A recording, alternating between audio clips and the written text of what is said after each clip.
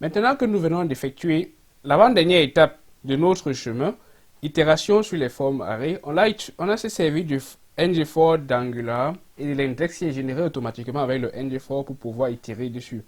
Maintenant, il nous faut dupliquer les champs et on va se servir du même concept sur les arrays que dans notre langage de programmation. Pour pouvoir ajouter un nouvel élément dans un array, on utilise les méthodes telles que push sur l'array. On va se servir de la même méthode pour pouvoir ajouter un nouvel élément dans notre liste d'adresses. Pour ajouter un nouvel élément dans notre array, nous allons ajouter d'abord un bouton dans notre HTML juste en bas pour pouvoir nous permettre d'appuyer sur ce bouton-là et d'ajouter de nouveaux éléments dans notre array. Donc je vais écrire un nouveau div ici.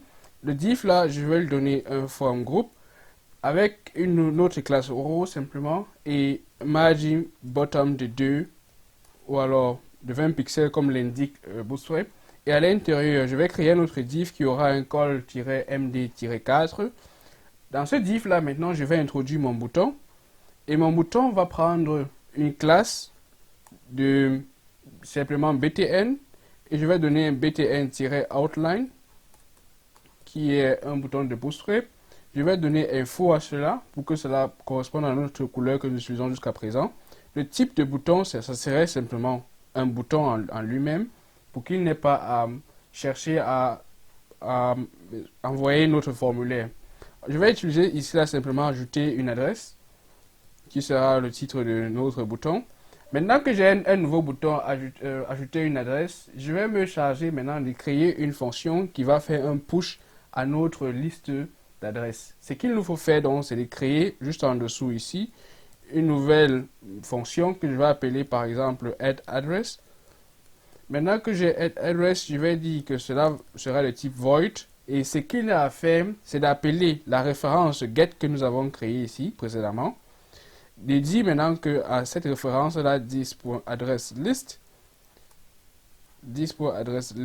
Maintenant, à cette référence-là, on va se servir d'un push pour pouvoir ajouter. Pardon, c'est pas addAddressList, c'est seulement addAddressList. AddRessList autant pour moi. Et là-bas, on va utiliser la méthode push pour pouvoir ajouter de nouveaux éléments. Et pour pouvoir ajouter de nouveaux éléments, on avait créé une méthode précédemment qui s'appelait createAddressGroup. Et à l'intérieur, on va simplement passer cela en paramètres. Maintenant que nous avons créé notre nouvelle méthode addAddress, ce qu'il nous faut faire, c'est simplement appeler cette méthode addAddress avec le event binding d'Angular. Et pour faire le event binding, on va appliquer un événement click.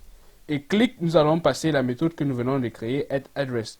Maintenant, avec addAddress, on va vérifier que cela fonctionne correctement dans notre navigateur. J'ai juste formaté. Et venir juste ici, on va voir que déjà on a un nouveau bouton ajouter une adresse. Ce que je vais faire, c'est de cliquer dessus. Et vous allez voir qu'automatiquement, la même chose que nous avons ici, le type, l'adresse, etc., va être créé. Si j'appuie dessus encore, on aura à nouveau cela. Type, adresse, etc., ville, département. Vous allez remarquer dans notre modèle que maintenant, on aura adresse avec plusieurs éléments sous forme de JSON. On aura à chaque fois les mêmes propriétés. Et si je me mets à remplir à l'intérieur, par exemple, la première case, SS, et en bas, par exemple, sur la dernière, je mets HH, par exemple, vous allez voir que dans mon modèle, les valeurs SS ont été entrées pour les premiers éléments et la valeur HH a été entrée pour le bloc d'éléments qui se trouve en dernier. Maintenant, on vient de créer la méthode qui nous permet de dupliquer tout le groupe du formulaire pour ajouter à notre array. On va ajouter juste quelques éléments qui vont nous permettre d'améliorer ou alors d'ajouter une petite touche d'amélioration à cette série que nous venons de construire. L'une des méthodes que j'aimerais indiquer, c'est comment est-ce qu'on peut récupérer les valeurs à l'intérieur d'un form array. Pour cela, on peut se rendre dans le register.component.html. Je vais vous rappeler que dans le register.component.ts, nous avons créé une référence, dans le .ts autant pour moi, nous avons créé une référence pour obtenir la liste des adresses, c'est-à-dire ce form array là qui retourne chaque instance de l'adresse.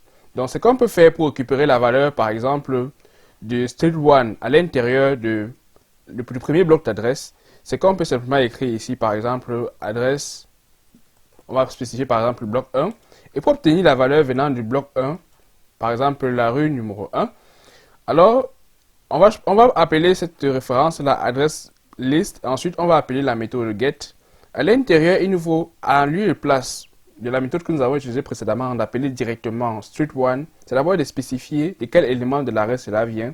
Ça veut dire on va mettre par exemple l'élément 0, ça veut dire le premier élément dans la liste. Et ensuite, on va ajouter un autre get pour obtenir maintenant la variable que nous aimerions avoir. Dans ce cas, on aimerait avoir par exemple street1. De là, on peut désormais retirer la valeur. On peut mettre généralement un point d'interrogation pour vérifier que cette valeur ci n'est pas undefined ou alors pas nulle avant de pouvoir appeler value à l'intérieur. Donc en vérifiant dans notre navigateur, on va taper juste la valeur address1 AAA par exemple. On va se retourner dans notre bloc en bas, on va se rendre compte que ça là récupère la valeur AAA. Si j'ajoute une nouvelle valeur avec ajouter adresse et que je tape plutôt là-bas AAA ou ADDD ensuite, on va se rendre compte que cette valeur-là apparaît ici, mais n'apparaît pas ici en haut, parce que nous avons spécifié que cela vient seulement du premier élément de l'arrêt. On peut également simplifier cette écriture ici-là en enlevant le double get et en spécifiant simplement le point entre les deux. Et Angular va se charger pour nous de récupérer la valeur street1 à l'intérieur du premier bloc d'adresse en indiquant simplement l'index de celui-ci. Cela est plus simple et ça nous évite d'écrire plus longtemps.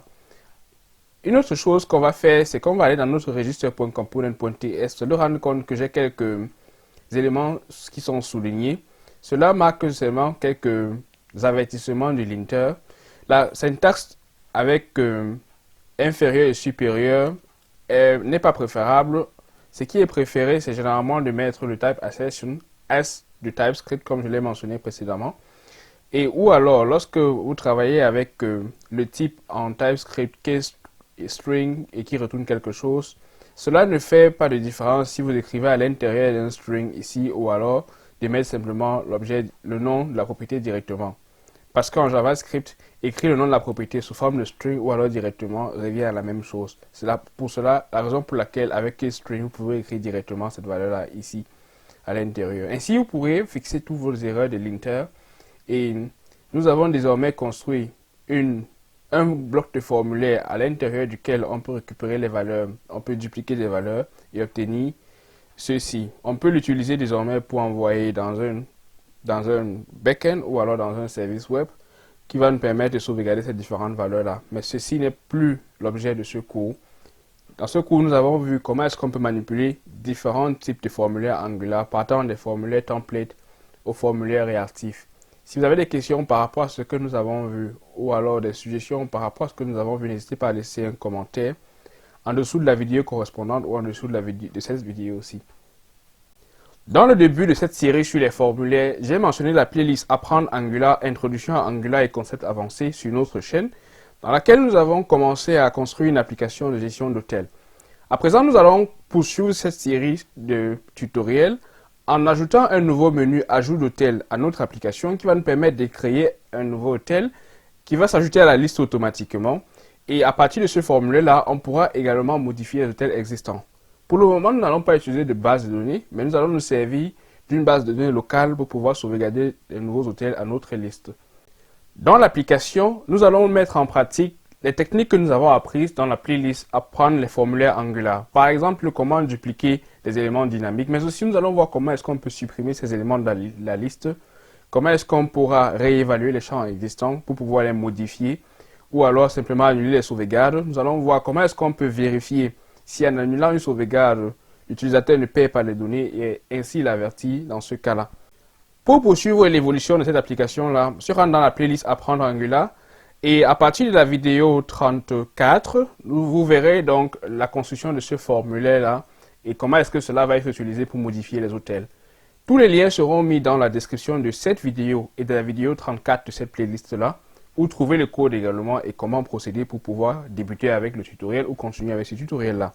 Merci d'avoir suivi cette playlist sur les formulaires Angular et à très bientôt bien sûr sur la chaîne pour pouvoir avancer dans cette application-là et découvrir d'autres tutoriels sur RxJS notamment et sur NGRX et TypeScript plus tard.